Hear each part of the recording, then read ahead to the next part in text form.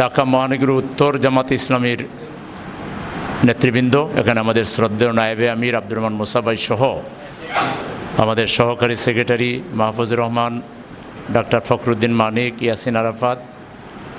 ফখরুদ্দিন মানিক ভাই এবং ইয়াসিন আরাফাত ভাই কিন্তু শিবিরের সাবেক কেন্দ্রীয় সভাপতি ছিলেন। আমাদের মুসা ভাই শিবিরের কেন্দ্রীয় বায়তুল মাল অফিস এই জাতীয় বড় দায়িত্ব পালন করেছেন। এখানে সবাই আমাদের সহকারী সেক্রেটারি নাজিমুদ্দিন মোল্লা, অফিস সেক্রেটারি আমাদের, এবং আরও যারা নেতৃবৃন্দ এখানে উপস্থিত আছেন সবাইকে আপনারা, এখন তো আজকে কমপক্ষে পরিচয় হয়েছে ওনারা আমাদের যে দায়িত্বশীল, সবাইকে আপনারা চিনেন। এবং সম্মানিত সাংবাদিক বন্ধুগণ, আমি প্রথমে আপনাদেরকে স্বাগত জানাচ্ছি। কষ্ট করে আমাদের মতো সাধারণ লোকদের দাওয়াতে সাড়া দিয়ে আপনারা সবাই এসেছেন। নিঃসন্দেহে আপনারা আমাদের প্রতি সম্মান দেখিয়েছেন। আমরা যা পাওয়ার যোগ্য না তার চেয়ে বেশি দেখিয়েছেন। এজন্য আপনাদের সবার প্রতি আমার কৃতজ্ঞতা, ধন্যবাদ। এবং আজকে সেই অর্থে কোনো প্রেস ব্রিফিং বা কোনো সেরকম কোনো বক্তব্য না। তো ওভারঅল আপনাদেরকে যেহেতু পেয়েছি, দুই চারটা কথা শেয়ার করি। প্রথম হচ্ছে, সামগ্রিকভাবে আমরা খুব ভালো কোনো সম্ভাবনা দেখছি না, আশার আলো দেখছি না। সব দিকে যেন একটা হতাশার কালো ছায়া।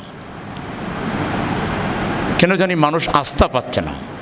মানুষের সাথে যখন কথা বলি, যেহেতু একজন রাজনৈতিক কর্মী, একান্তেও কথা বলি মানুষের সাথে, অনেকে সেই আবার ভয়ের সেই যে কালো তাবা যেটা ছিল আগে আওয়ামী রেজিমের সময়, মানুষ সত্য বলতে পারতো না, সঠিক কথা বলতে পারতো না, আবার অনেকটা সেটাই ফিরে এসেছে। জুলাইয়ের মাধ্যমে আমরা যে একটা বিশাল পরিবর্তনের প্রত্যাশা করেছিলাম, আমরা বলতে আমাদের ছাত্র সমাজ, আমাদের তরুণ সমাজ, আমরা আশা করেছিলাম যে আমরা ফেসিবাদের সেই যে ধ্যান ধারণা, আচার আচরণ, স্বৈরাচারের যে রূপ, স্বৈরাচারের যে কুৎসিত চেহারা, কালো তাবা, এটা আমরা আর বাংলাদেশে হয়তো সহসাই দেখব না। আমরা হয়তো পরস্পরকে সম্মান করে চলব, আমরা নাগরিক অধিকারকে নিশ্চিত করব, আমাদের সামষ্টিক অর্থনীতি চাঙ্গা হবে, কলকারখানাগুলো আরও গতি আসবে, বিদেশি বিনিয়োগ বাড়বে, আমাদের ব্যাংকগুলো আরও স্বাভাবিকভাবে তাদের কার্যক্রম পরিচালনা করবে। কিন্তু বাস্তব চিত্র একেবারেই হতাশাব্যঞ্জক। সামষ্টিক অর্থনীতি ভেঙে পড়ার মতো উপক্রম। মুদ্রাস্ফীতি ইতিহাসের সবচেয়ে বেশি। বাজারে দুই একটা জিনিসের দাম কমলেও, চাল টাল ইত্যাদি, বেশিরভাগ জিনিসের দাম কিন্তু এখনও সেই উচ্চমাত্রার। এবং আমাদের শিল্প তো স্থবির হয়ে গিয়েছে। শুধু একটা গ্রুপের 7,500 কোটি টাকার বিনিয়োগ থমকে দাঁড়িয়েছে গ্যাসের অভাবের কারণে। তো গ্যাস যদি দিতে না পারে, বিদ্যুৎ যদি না থাকে, তাহলে দেশে কলকারখানাগুলো চলবে কিভাবে, উন্নতি হবে কিভাবে? তাহলে উন্নতিটা কিছু সস্তা জনপ্রিয়তা পাওয়ার চেষ্টা করে যদি জাতিকে এক ধরনের বিভ্রান্তির মধ্যে রাখার চেষ্টা করা হয়, এটা তো দেশের জন্য কল্যাণকর হবে না।